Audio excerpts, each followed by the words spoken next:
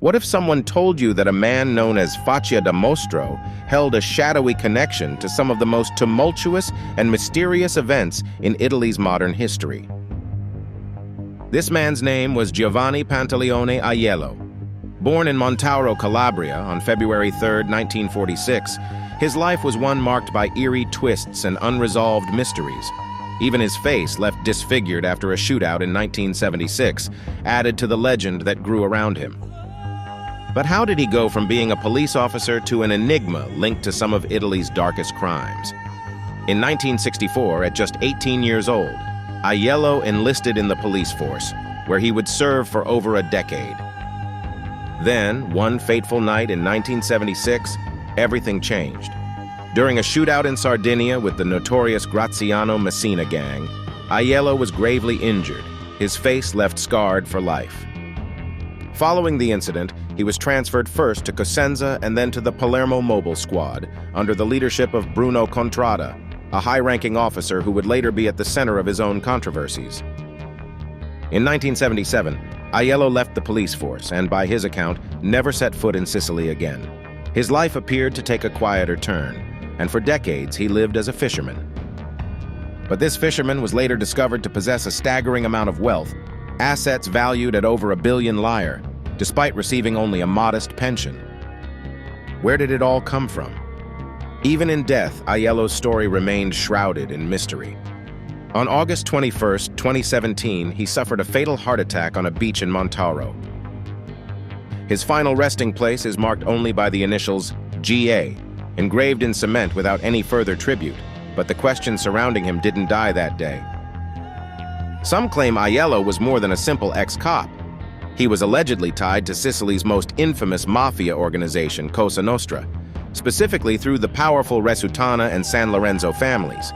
His connections reportedly dated back to the early 1980s, deepening over time until around 1988. Such was the alleged extent of his involvement that prosecutors requested case closures only due to statute limitations, not from lack of evidence. To understand Aiello's significance, we need to dive into a key event that shook Italy: the murder of police officer Nino Agostino and his young wife, Ida Castelluccio, who was 2 months pregnant at the time. It was August 5, 1989, and the couple was brutally murdered in Palermo. This tragic event was no random crime. Agostino was reportedly involved in a sensitive police operation that may have disrupted a major assassination plot against Giovanni Falcone, a courageous magistrate determined to dismantle the mafia's grip on Italy. Just months before Agostino's murder, an ominous discovery had been made near Falcone's summer home, a bag filled with sticks of dynamite. It seemed clear that someone wanted Falcone dead. According to testimony from several mafia informants, Agostino might have played a role in foiling this attempt on Falcone's life. Though only a policeman stationed in a suburban precinct, Agostino seemed to have crossed paths with the judge's security network. Falcone himself at Agostino's funeral reportedly confided to Commissioner Montalbano that the killing of Agostino was an attack against me and against all of you. But why would this police officer's death be tied to an assassination plot against one of Italy's most revered anti-mafia judges? Italy was in the grip of a violent period in the late 1980s and early 1990s. As Falcone's work intensified, so did the mafia's brutality. The 1992 mafia bombing campaigns, resulting in the shocking deaths of Falcone and his colleague Paolo Borsellino, left scars on the nation that have yet to heal. But who, exactly, was behind these attacks? Some clues suggest that Aiello, the monster face, might have played a role in orchestrating, or at least abetting, these violent acts from the shadows. Even years after the attacks, disturbing inconsistencies linger. In the aftermath of the bombing that killed Borsellino, a forensic examination of the Capaci bomb site revealed traces of female DNA on a glove found near the crater. Was it possible that women were involved in these mafia plots, a notion almost unheard of in traditional Cosa Nostra structures?